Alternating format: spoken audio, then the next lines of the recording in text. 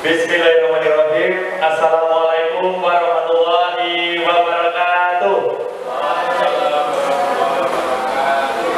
Bagaimana kabarnya Bapak Ibu hari ini? Alhamdulillah sehat. Yang terhormat Bapak Kepala Sekolah SMP Muhammadiyah Pak Pedro beserta dengan Bapak Ibu Guru di SMP Muhammadiyah Pak Pedro.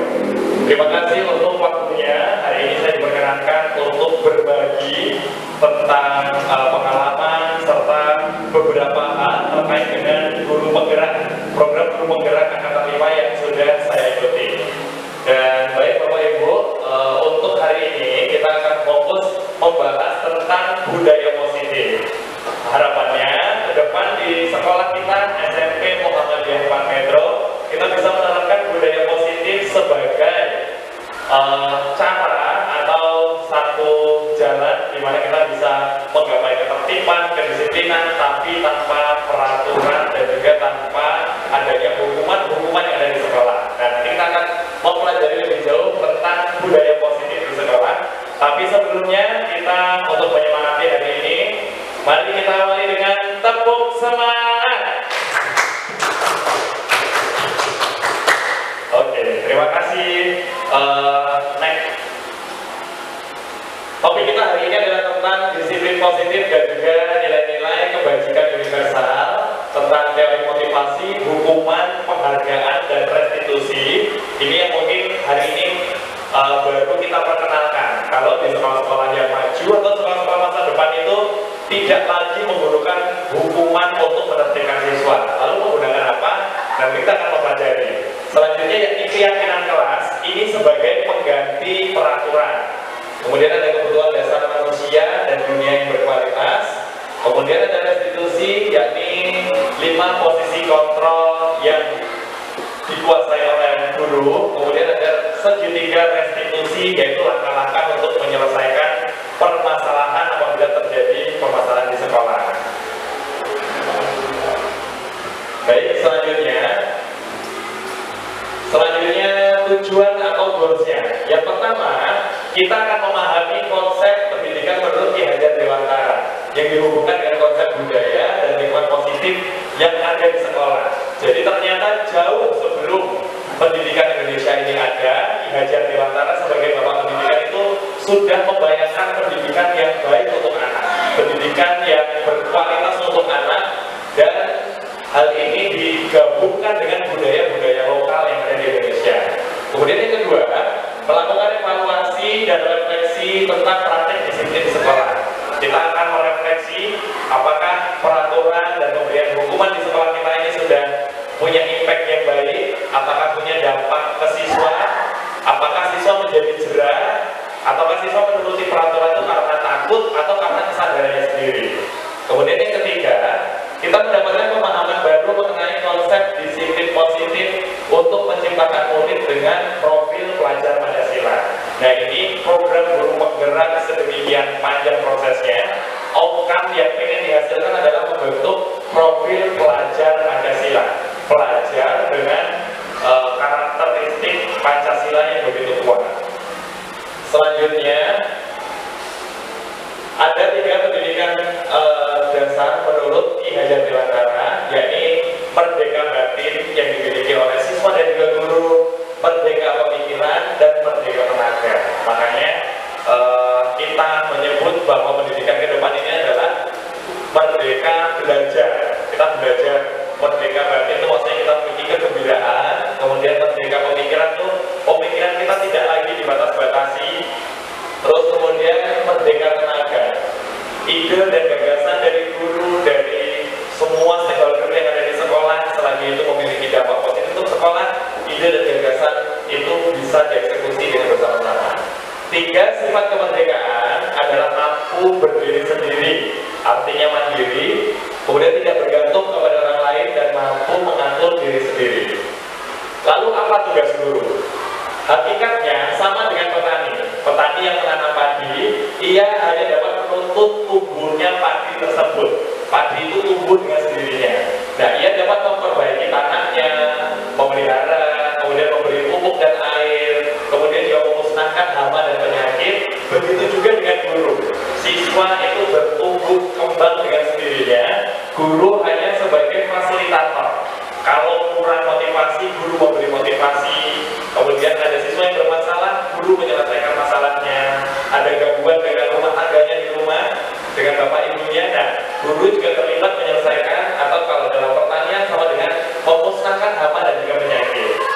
Tapi seorang petani tidak bisa menjadikan padi tumbuh menjadi jagung.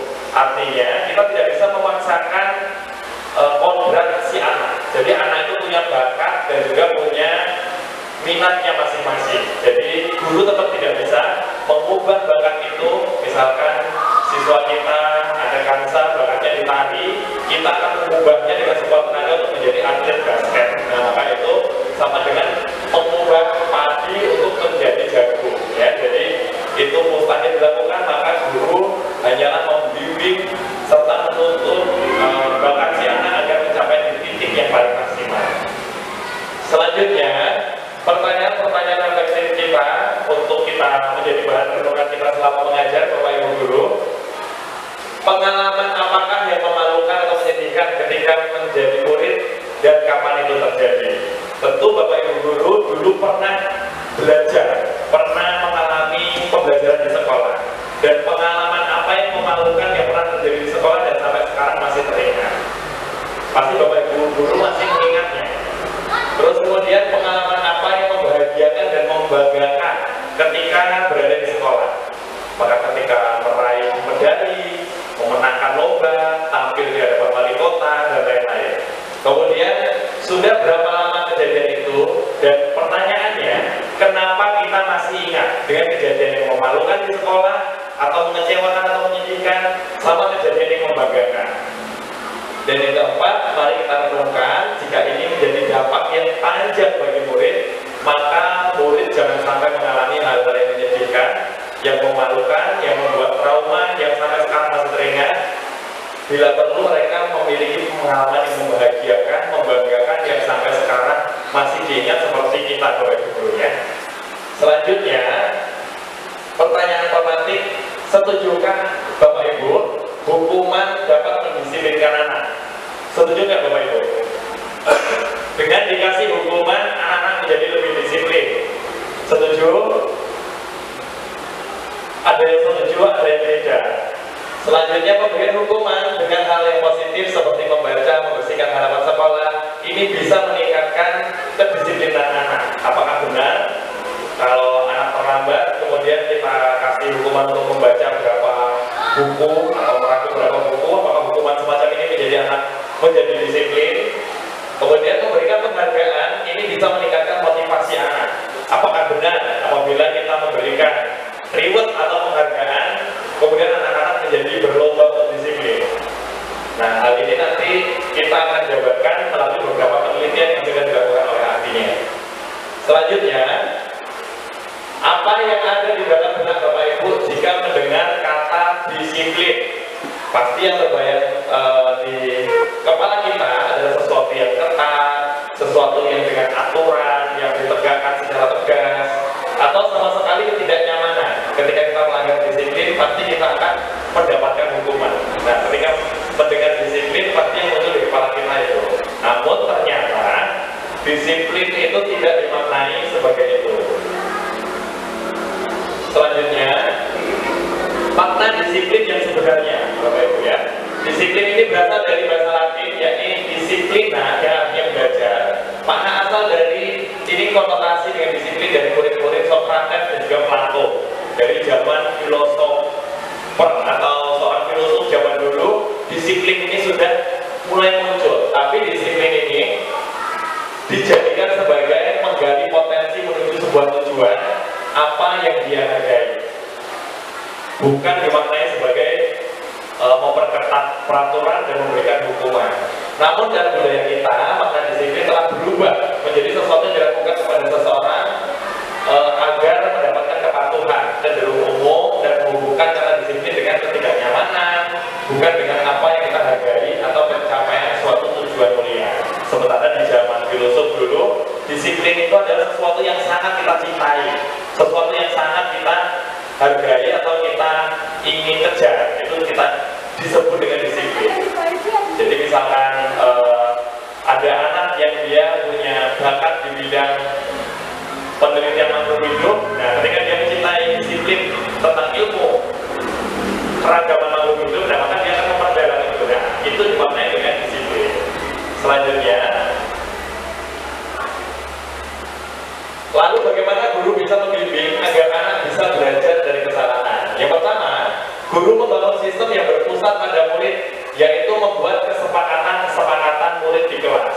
Jadi seharusnya peraturan itu tidak dibuat langsung oleh satu pihak sekolah, melainkan kesepakatan antara siswa dan juga guru. Misalkan kesepakatan menggunakan handphone di kelas. Guru menawarkan kepada siswa, bagaimana anak-anak, apakah pembelajaran ini kita menggunakan handphone? Nah, maka kesepakatan itu dilakukan oleh kedua belah pihak, guru dan juga siswa. Kemudian handphone ini digunakan untuk apa aja? Dan disepakati untuk belajar, untuk mengirim tugas, untuk apa di kelas. Tetapi yang selain dari itu berarti melanggar kesepakatan bersama. Kemudian dari kesepakatan yang diperoleh itu ditingkatkan menjadi sebuah keyakinan bersama atau yang disebut dengan keyakinan kelas. Nah, ini sebagai pengganti peraturan. Kedepannya sekolah itu tidak mengubah perbedaan antara peraturan dan keyakinan kelas. Selama ini kan kita menggunakannya peraturan kelas atau peraturan sekolah. Nah, kalau peraturan itu selalu, misalkan selalu mengembalikan buku ke tempatnya. Tetapi kalau ketika menjadi keyakinan kelas, siswa harus bertanggung jawab. Maka ketika dia mengambil buku dari perpus, harus mengembalikannya ke perpus. Jadi kesadaran itu ada di diri siswa masing-masing untuk bertanggung jawab. Ketika Panji mengambil sapu, ya berarti harus memulangkan sapu ke tempatnya, bertanggung jawab atas diri sendiri. Misalkan dilarang mengganggu orang lain. Ketika menjadi keyakinan kelas, ini adalah untuk menghormati orang lain. Artinya kita nggak boleh mengganggu, nggak boleh menjadikan temannya nggak nyaman, begitu. Terus kemudian beberapa contoh lain. Next. Selanjutnya, teori motivasi perilaku manusia. Nah, ternyata motivasi itu asalnya bisa dari eksternal, ada motivasi eksternal dan motivasi internal. Motivasi eksternal itu ketika kita menaati sesuatu bisa jadi untuk menghindari hukuman. Misalkan ketika tidak mengerjakan PR, nanti jajan saya dihukum untuk tarik lapangan. Nah, maka anak-anak menjadi mengerjakan PR. Itu berarti motivasi mengerjakan PR-nya dari eksternal. Atau yang kedua, motivasi eksternal juga untuk mendapatkan imbalan. Misalkan kita sebagai guru di kelas mengucapkan bahwasanya siapa dengan tugas membuat plastisin paling bagus akan mendapatkan hadiah. Nah, maka anak-anak mengerjakannya itu karena ada motivasi hadiah. Kalau nggak ada motivasi hadiah, belum tentu mengerjakan semaksimal itu. Nah, motivasi yang paling baik, tujuan dari disiplin positif ini bukan karena hukuman, bukan karena hadiah, tapi karena yang ketiga, yakni untuk menghargai diri sendiri. Yakni saya akan menjadi orang yang seperti apabila saya melakukannya. Saya yakin saya orang yang pintar membuat plastisin. Saya akan membuktikan bahwa saya pintar membuat karya dari plastisin. Nah, harapannya adalah untuk menghargai diri sendiri. Ketika menjadi petugas upacara, bukan karena hukuman, bukan karena reward, tapi saya yakin saya memiliki kemampuan untuk menjadi pemimpin upacara, maka saya akan melakukan itu. Nah, itu yang diharapkan nanti tertanam pada anak-anak ketika melakukan sesuatu. Bukan karena hukuman, bukan karena ibadah. Nah, motivasi ini bisa motivasi intrinsik atau ekstrinsik. Nah, motivasi intrinsik ini contohnya ketika ada aturan di sekolah mengharuskan anak 15 menit tiba di sekolah sebelum pelajaran mulai, otomatis anak-anak akan datang 15 menit. Tetapi untuk apa? Supaya dia menghindari hukuman. Nah, ini disebut dengan motivasi intrinsik. Kalau motivasi ekstrinsik adalah motivasi yang dari luar murid, berdampak tidak lama. Misalkan karena menghindari hukuman atau karena pengen mendapat penghargaan. Selanjutnya, 5 psikologi kontrol guru. Kita sebagai guru ini memiliki 5 posisi kontrol. Kita bisa memilih posisi ini. Ketika kita mendapati anak melakukan kesalahan atau anak berantem di sekolah, itu kita bisa menjadi yang pertama menjadi penghukum. Dua-duanya yang berantem kita suruh menghormat bendera selama 1 jam. Bisa Bapak Ibu ya, kita melakukan itu. Atau dulu kita sering mendapati guru melakukan itu. Nah, berarti itu guru sebagai penghukum. Sampai sekarang masih ada ya Bapak Ibu ya. Kemudian yang kedua, pembuat merasa bersalah. Pembuat merasa bersalah misalkan habis berantem, kemudian satunya harus dilatihkan ke puskesmas. Nah, kita memanggil pelaku berantem, kemudian kita membuat merasa bersalah. Misalkan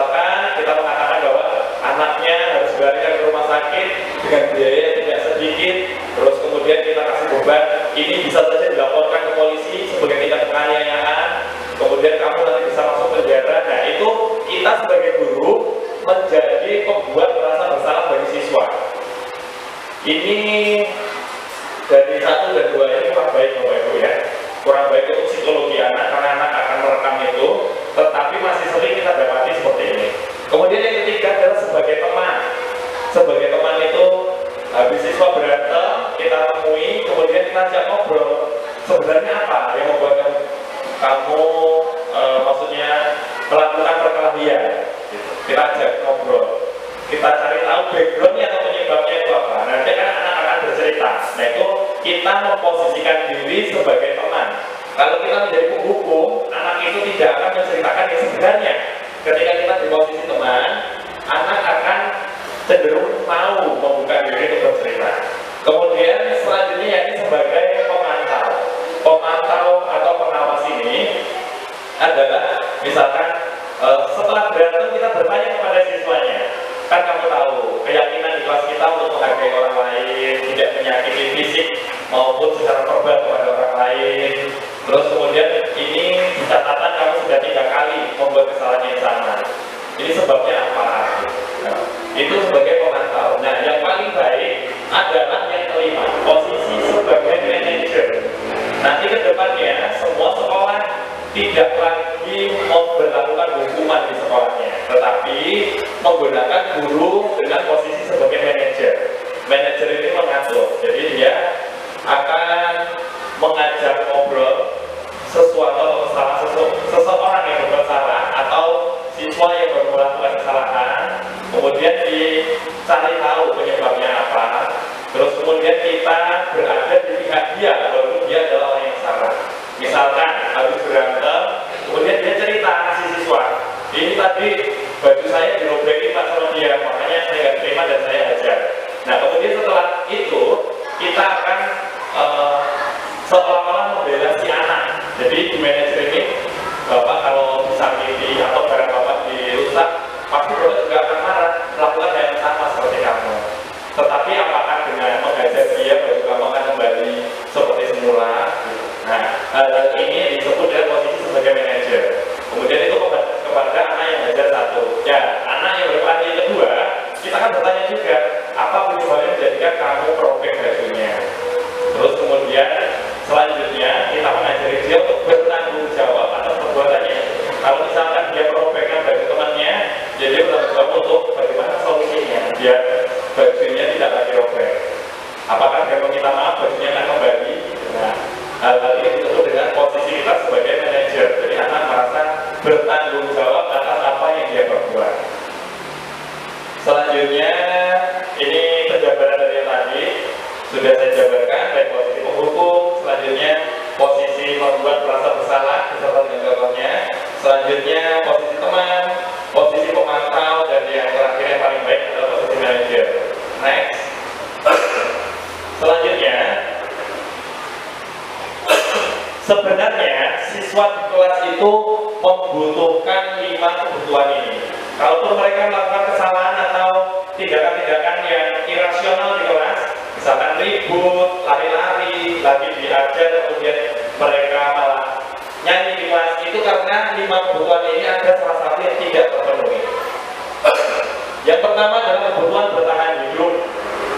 Misalkan siswa kondisinya sangat lapar di kelas, maka dia secara otomatis akan lari ke kantin, terus nyumput-nyumput makan di kelas, sehingga dia melanggar keyakinan kelas atau peraturan yang ada di kelas. Nah, maka 5 kebutuhan itu adalah kebutuhan bertahan hidup, kebutuhan untuk bebas, kebutuhan untuk menguasai, kebutuhan untuk dikasih sayang, dan kebutuhan untuk berbahagia atau fun. Ketika 5 kebutuhan ini oleh siswa itu didapati di kelasnya, maka dia akan kerasan di kelas, menikmati proses pembelajaran. Tapi kalau ada salah satu yang tidak terpenuhi, maka dia cenderung melakukan hal-hal yang melanggar peraturan atau pembelajaran menjadi tidak kondusif. Entah itu dia pura-pura pipis lalu nggak balik lagi, kemudian dia melakukan ulang di kelas. Nah itu karena salah satu kebutuhan dari siswa ini tidak terpenuhi. Nah, segitiga restitusi ini adalah segitiga yang diciptakan oleh pakar ahli dalam menangani kasus-kasus. Segitiga restitusi ini harapannya adalah semua guru bisa menerapkan ketika kita mendapati permasalahan siswa di kelas.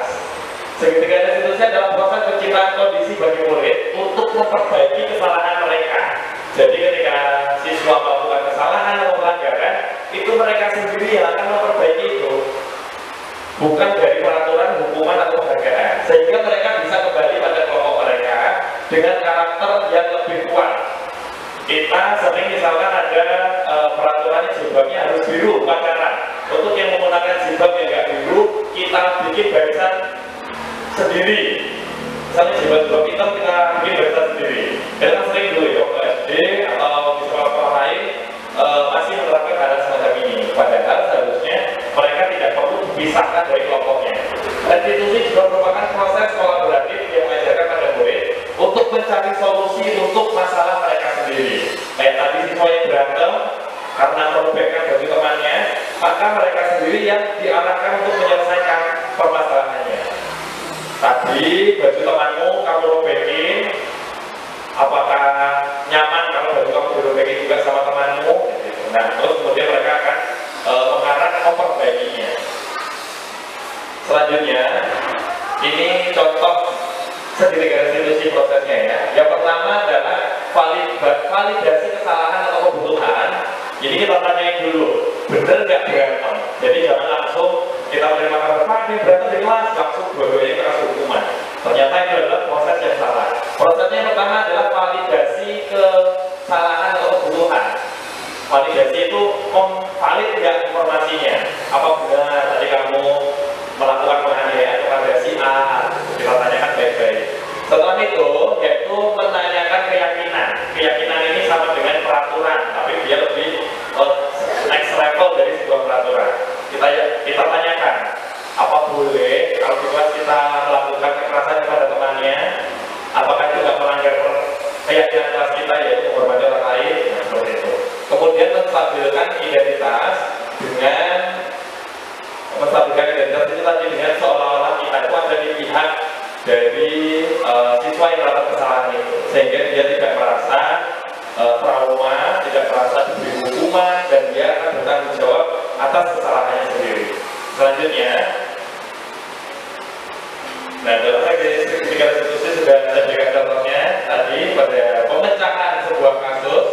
Selanjutnya, kan ketika ada anak berantem karena salah satu bajunya dirobeki penyebabnya, dan ketika dia memperbaiki baju temannya yang sudah dirobeki, itu bukan menebus kesalahan, tetapi itu belajar dari kesalahan.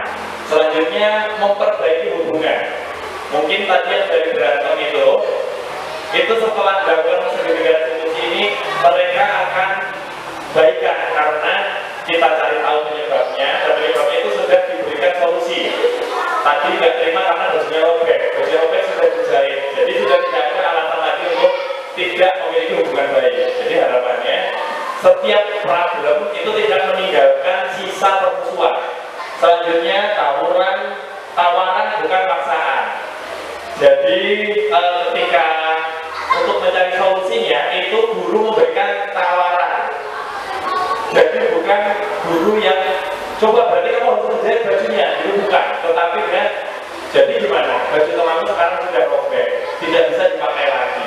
Terus solusinya dari kamu gimana? Nah, nanti anak akan, baik Pak, saya akan mengganti dengan baju yang baru.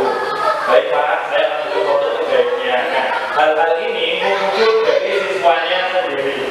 Selanjutnya, restitusi menuntut untuk melihat ke dalam diri. Jadi restitusi ini untuk mengintrospeksi diri kita sendiri. Jadi anak-anak melakukan refleksi, apakah saya banyak melanggar keyakinan kelas, apakah saya bukan orang yang bertanggung jawab, gitu loh. Apakah saya orang yang tidak menghargai orang lain. Nah, ini disebut dengan menjadikan anak itu refleksi diri.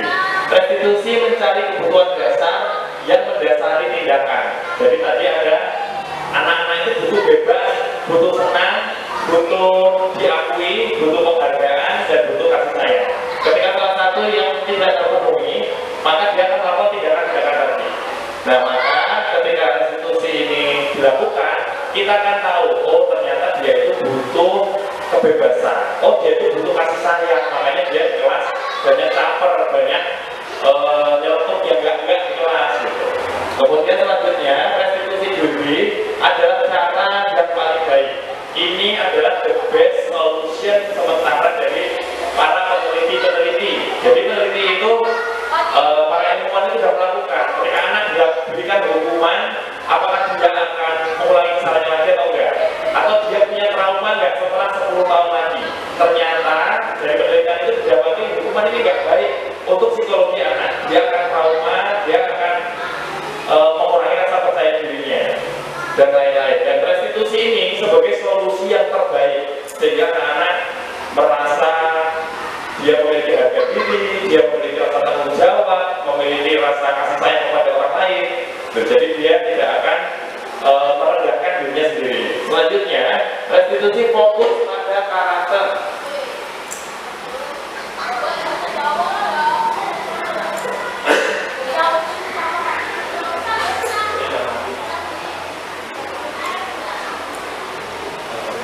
Bentuknya gimana ya? Bapak Ibu Guru, demikian tadi sosialisasi saya seputar budaya positif di sekolah yang saya dapati dari program Guru Bergerak. Mudah-mudahan kedepannya SMP Muhammadiyah Mana itu bisa menanamkan budaya positif, mungkin walaupun secara berangsur, tapi saya pribadi optimis kita bisa